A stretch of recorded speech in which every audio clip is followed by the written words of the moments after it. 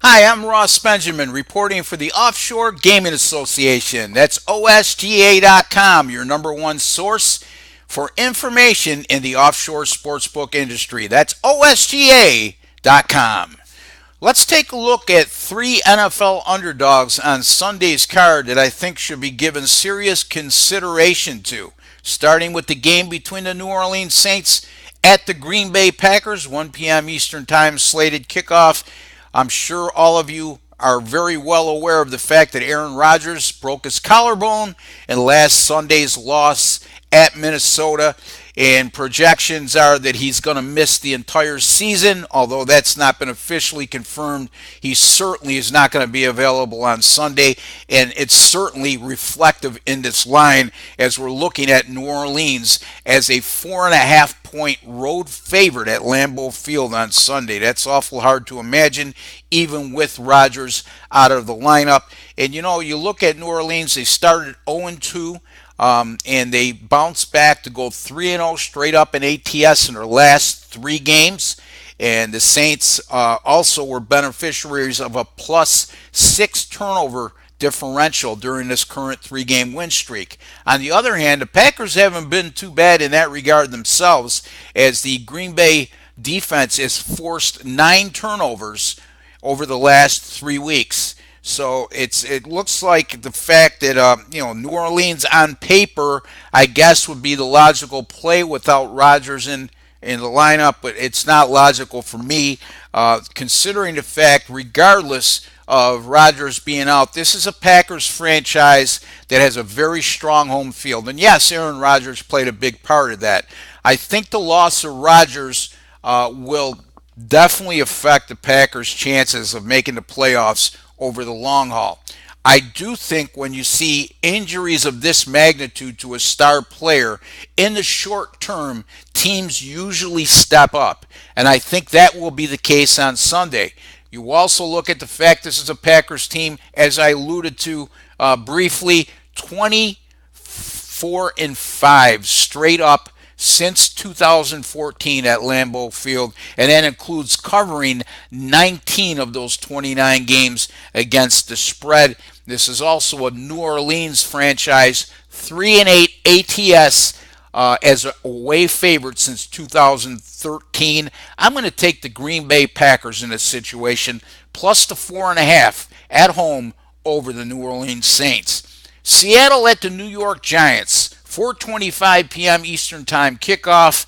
Well, the Giants finally got off the schneid and pulled off a stunning upset last Sunday at Denver as an 11-point road underdog, winning that game 23-10. It was an absolute shocker from the standpoint the Giants' wide receiving crew was just totally decimated by injuries, losing Odell Beckham and Brandon Marshall for the year, Sterling Shepard on the shelf for a couple weeks because of an ankle injury, yet the Giants were able to pull off one of the, if not the most surprising upset win to this date in the NFL this season anyway. This will only be the fourth time since December 20th of 2015 that the New York Giants are installed as a home underdog. The first three times they were a home underdog in during this specific time frame I just touched upon, they went 3-0 against the spread, 2-1 straight up. So they very well have a lot of home underdog value historically. And then you look, here's an NFL betting angle. Anytime you have an NFL home underdog of 6.5 or less, they're coming off an away underdog of +7 or more straight up win, and they're facing an opponent that has a win percentage of .538 or better, like the Seahawks do. They've gone 18-2 against the spread and 15-5 straight up since 1981. I really like that NFL betting angle from a perspective. It's straight to the point and without a lot of queries thrown in the mix. I like the New York Giants here, plus 4.5 at home against Seattle. The final game is a rematch of the 2017 Super Bowl between the Atlanta Falcons and the New England Patriots. That game will be played on Sunday night, 8:30 p.m. Eastern Time, national TV. The site will be Foxborough Massachusetts, home of the New England Patriots. Well, you know what? Atlanta, first of all, Super Bowl revenge from that disheartening loss in the Super Bowl, overtime loss, albeit, and also the fact they blew a 28-3 lead in that game, which was the biggest comeback in Super Bowl history by far by the New England Patriots. Also, this is an Atlanta team that's going to be in a sour mood. They're coming off back-to-back home losses against AFC East teams, the Buffalo Bills and the Miami Dolphins. Those are two games I'm sure that Atlanta backers circled and said these are definite wins, and they came up short. Still, all in all, this is an Atlanta team that's 3-2 on the year. They're explosive offensively, even though they haven't been over the last 2 weeks, but we know they're capable, and that this might be what the doctor ordered. In a big game like this against a New England team, they're going to be have a sincere grudge against.